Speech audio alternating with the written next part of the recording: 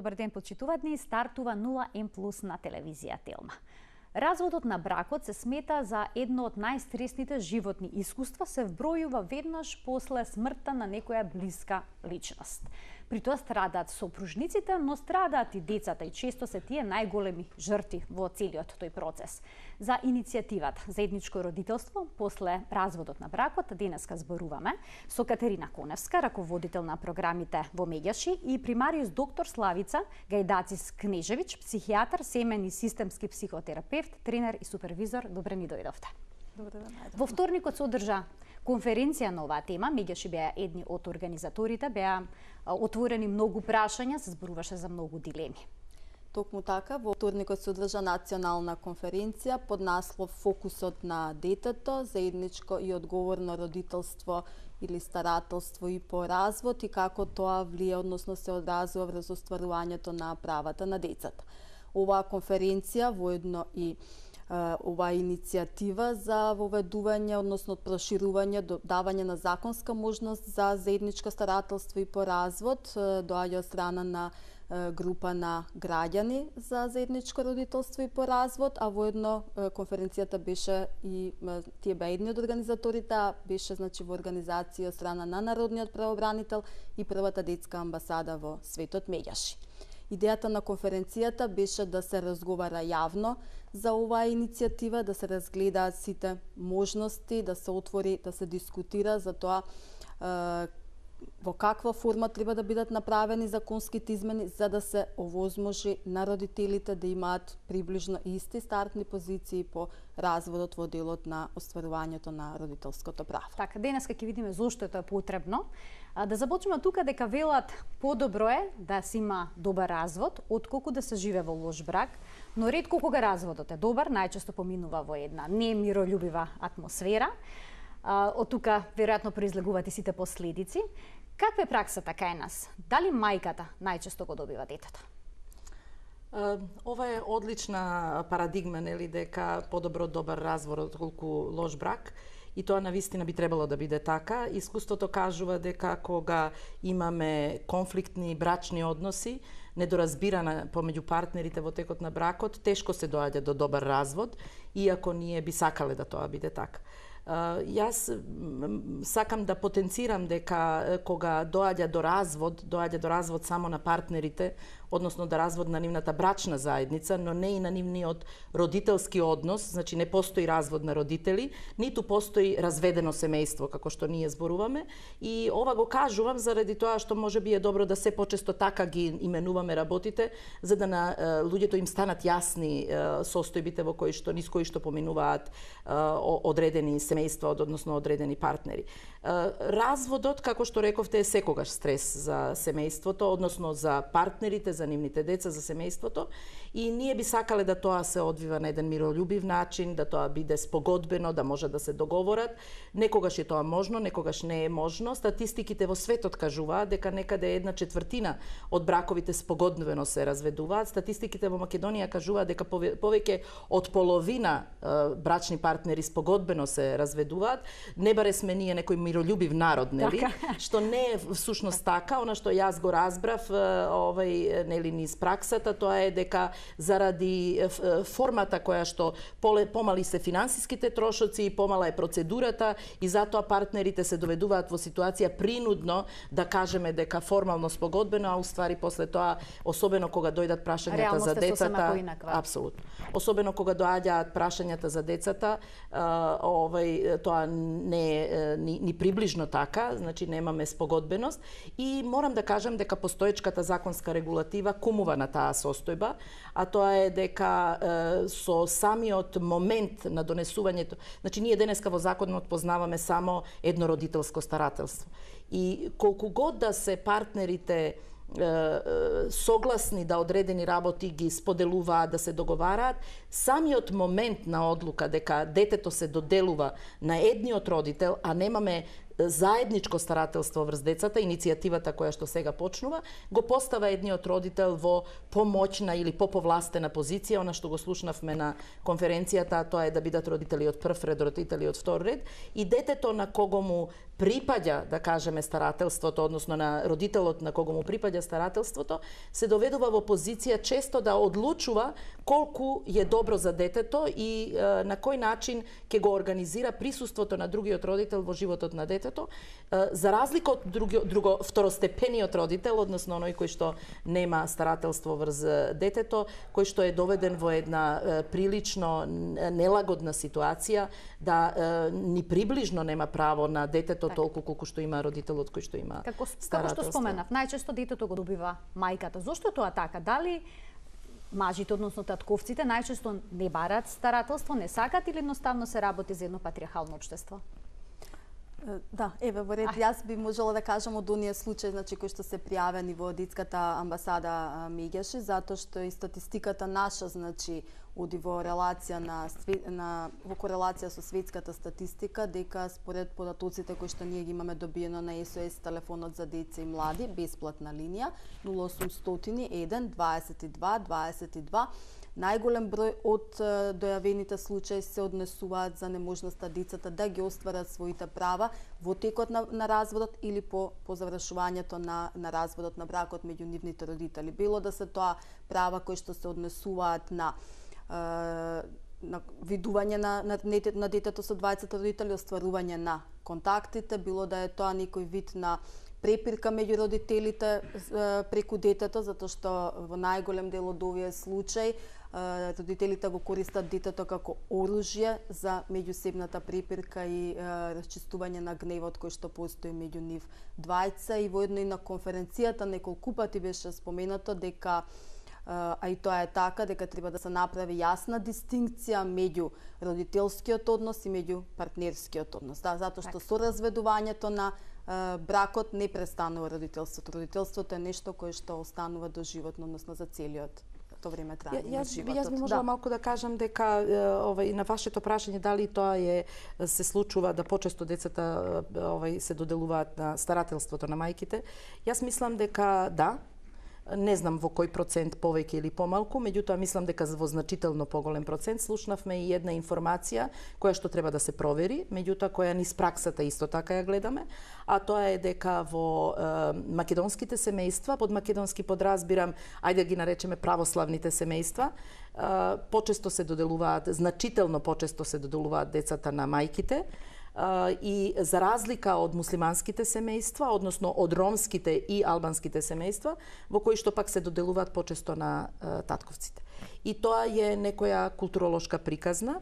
Она што мислам дека во одлучувањето, и ова е апел до сите нас кои што сме навистина не само како луѓе загрижени за судбините на децата и за правата на децата, туку и сите оние кои што имаме и повисока функција, тоа професионално се бавиме, вклучувајќи ги центрите, вклучувајќи ги судовите и останатите, да водиме сметка за тоа кога ние постапуваме професионално, а кога постапуваме заради личните убедувања. Од и она што јас често пати го слушам и што го гледам во пракса, тоа е дека голем број одлуки од моментот на доделувањето, од и судот доделува според препораките на Центарот за социјална работа. Голем број одлуки кои што се донесуваат и во однос на старателството, и во однос на честотата на гледањето на децата, динамиката, количината и сето тоа, не е подкрепена со одредени научно докажани ставови, туку повеќе е лични ставови, лични убедувања, и тука е приказната дека мајките подобро се грижат од татковците за своите деца или дека мајките им се поважни на децата од татковците, што јас на вистина би сакала да ми некој каже како ја донел. Јас сум жена и апсолутно мислам дека се мајките важни во животот на децата, но не мислам дека се помалку важни, особено после некоја возраст. Не мислам дека се татковците помалку важни, особено што денеска гледаме еден сериозен помак во организацијата на семејствата во кој што татковците за среќа се повеќе се вклучени и учествуваат во животот на своите деца, и имаме една парадоксална ситуација да пред разводот татковците се вклучени дури некаде и повеќе заради бројни причини, организација семејна и така натаму, да се татковците повеќе вклучени во животот на своите деца, се спомнуваат и проценти, не знам, 60, 70, 80%, а од кога ќе се случи разводот на бракот, се донесува одлуката таткото има право на голтки да ги гледа своите деца, знаете, на минутажа, 2 сата, 3 сата, 5 сата, или не знам, 2 дена, 3 дена и слично, што апсолутно не содействува со потребите на децата. Како психолошки се рефлектира и на таква состојба, кога се редуцирани средбите со еден од родителите? Како децата реагираат во тие ситуации, бидејќи тоа треба да се земе предвид? Знаете, јас би сакала да кажам дека кога спомнав дека ние професионалците мораме да се водиме од некакви докажани правила и норми кои што во светот низ истражувањата се осознаени. Познато е дека во првата година после разводот децата треба да се гледа што е можно почесто со вториот, еве почнувам и ја да зборувам вториот родител. Ние ги викаме резиденцијален и нерезиденцијален во нашата пракса, значи оној кој што со кој детето не живее. Ако може и секој ден да се гледаат, подобро е почесто, а во пократки интервали, отколку да не се гледаат месец дена, 2 месеца и 3 месеца. Оти самиот процес на развод е серија на загуби со кои што и возрастните се сретнуваат, а се сретнуваат и децата. И затоа ние апелираме до сите одговорни институции при одлуките во сегашната ситуација, се додека не се променат работите, да се оди на тоа да се децата заштитат со што помалку загуби. Тоа значи да се обезбеди да комуницираат со својот родител со кој што не живеат, да комуницираат со целата мрежа на роднини, затоа што често пати имаме ситуација да бабите, дедовците превземаат улога на грижа за децата и одеднаш кога ќе се случи разводот и тие не може да се гледаат, родителот и ако се види не знае дали да побрзо го однесе детето кај своите роднини и пријатели, тетки, не знам кои за децата некогаш имаат еднакво значење, да не кажам негде и поголемо значење отколку самата родителска фигура. Значи да се обезбеди да децата може да ја задржат, оти тоа е лековита социјална мрежа, да задржат контакт со своите врсници, заради тоа што тоа значи да продолжат да живеат ако е можно во исто опкружување, ако е можно во исто школо да продолжат да одат. Оти тоа го намалува степенот на стрес кај децата и обезбедува да тие поминат низ тој процес кој што е неминовно и сложен и тегобен и за децата, да поминат што побезбедно. Например, исто така една работа која што јас би сакала да ја потенцирам, раздвојувањето на децата помеѓу родителите. Знаете, па се однесуваат кон децата, а и кумуваат службите на тоа, како да се шпорети фрижидер, па тебе шпорет, мене фрижидер, нели? Страшно. Па помалото дете кај тебе, кај мајката, поголемото дете или по пол почнуваат да ги дела децата. Мислам дека таа пракса треба да престане. Треба да престане да тој сиблинг, детскиот субсистем се задржи целовит и да патува заедно кај било кој од родителите, затоа што децата во таа своја релација взаемна можат полесно да се справат со загубите кои што ги очекуваат. Така, затоа изборувате за заедничко родителство после разводот на бракот. Оваа иницијатива всушност се темели на искуствата во Западна Европа. Ја најдов на еден податок дека во Шведска 45% од разведените родители всушност функционираат на ваков начин, заеднички се грижат за своите деца. Ајде сега да објасниме што значи тоа заедничко родителство. Дали детето живее со еден родител во семејството, но двајцата се грижат секојдневно, како што споменавте пред малку, за сите нивни потреби. Што значи да дефинираме, да појасниме? Така, кога говориме за заедничко родителство, нема една унифицирана дефиниција која што може да се примени за сите случаи. Затоа што секој случај, секое дете е своја личност, има своји потреби и своји захтеви. Па од тука при одредувањето секогаш треба да се тргнува од принципот на најдобар интерес на детето, каде што стручните служби составени од психолог, педагог, семени терапевти, системски терапевти, правници, заедно значи ќе одлучат што е тоа најдобро значи за детето, како да комуницира непречено и со двајцата родители. Говориме кога и двајцата родители ги исполнуваат однапред поставените критериуми за одговорни родители, кои што може да понудат одговорни квалитетно родителство на детето. Значи тука е индивидуален пристап. Так, индивидуалниот пристап и тоа како битен, затоа што треба да се земат сите фактори во предвид, треба да се земе позадината од која што доаѓа детето, потоа комуникацијата, не само со родителите и близината, туку и со другите брат или сестра кои што ги има во семејството, комуникацијата со поширокото семејство, така што секој има своја одредена потреба и токму таа и треба да се следи, да се пронајде онај елемент кој што е најсоодветен за детето во таа конкретна ситуација. Значи не можеме да кажеме дека можеби во некој случај една недела кај едниот, една недела кај другиот родител, меѓутоа не во сите случаи секогаш е тоа можно. Доколку на пример живеат на различни места родителите, доколку има значи одредени низа ситуации, за тоа значи треба цела една констелација на односи да се земе во предвид кога ќе се утврдува и кога ќе се донесува за тоа што и како е најсоодветно родителите да го остваруваат заедничкото право, меѓутоа секогаш следејќи го интересот на детето, затоа што не смееме да дозволиме на сметка на остварувањето на родителските права и обврски одговорности, затоа што родителите првенство имаат обврски одговорности кон децата за сметка на тоа да биде нарушена детето, неговата личност и неговите права, меѓутоа имајќи ги секако предвид и правата на родители. Се намалуваат ли несогласувањата помеѓу родителите откако ќе се воспостави ова заедничко родителство, бидејќи повеќе никој не се плаши дека детето ќе го загуби, и дали е лесно воопшто да се направи договор помеѓу нив, бидејќи очигледно имале проблем да комуницираат и во брачната заедница? Знаете, јас мислам дека прв чекор ќе биде менувањето на законската форма, но не мислам дека со тоа ќе се надминат сите состојби, дека тоа ќе треба низа на пратечки, да кажеме, програми кои што ќе треба да следуваат, но верувам дека од самиот момент кога нема да има добитник и губитник, и нема да постои тој дисбаланс во самата стартен момент, ќе направи одредена разлика и да не кажам ќе ги примора, оти не би сакала да све биде на морање, али ќе ги доведе во позиција да тие ќе мораат да соработуваат повеќе отколку што соработуваат денеска. И ние се залагаме, јас лично како системски и семеен терапевт, се залагам за тоа да имаме пратечки форми на кои што родителите ќе можат да се придружуваат, а тоа е психоедукативни работилници за родителите, каде што ќе ги учиме да тие излезат од битката не е на родителите, битката е на незавршените партнерски односи. И кога тие не може да исчекорат од својата партнерска позиција, тие почнуваат да се однесуваат непријателски и во родителската улога, заборавајќи дека тоа се случува на грбот на нивните деца, односно се случува во животот на нивните деца. Така да јас верувам дека оваа нова можност која што е веќе со добри пракси во сите, во најголемиот дел на европски земји, започната е од скандинавските земји, дека ќе даде добри можности и дека ќе ги доведе родителите во ситуација да се издигнат изнад својата болка околу разводот и да почнат да размислуваат за доброто на децата и да се однесуваат и да соработуваат